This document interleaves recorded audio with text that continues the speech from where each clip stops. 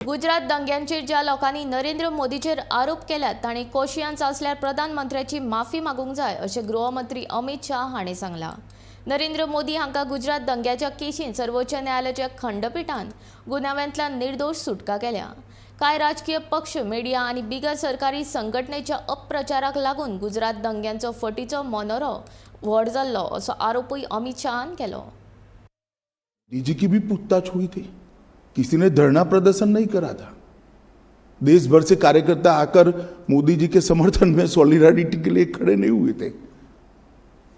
हम कानून को कोऑपरेट किए थे। मेरी भी अरेस्ट हुई थी, कोई धरना प्रदर्शन नहीं करे थे।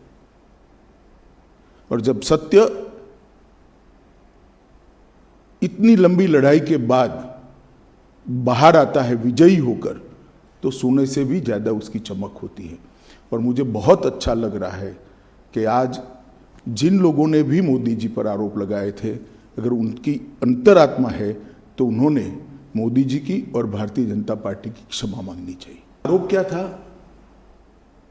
दंगे मोटिवेटेड थे, दंगों में राज्य सरकार का हाथ था, दंगों में मुख्यमंत्री का हाथ था, यहां तक भी कह गए। आरोप यह था, दंगे से कौन इनकार कर रहा है?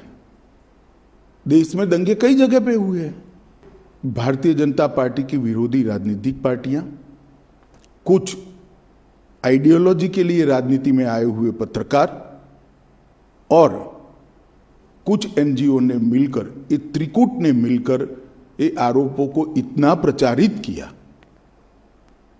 और इसका इकोसिस्टम भी इतना मजबूत था कि धीरे धीरे झूठ को ही सब सत्य मानने लगे।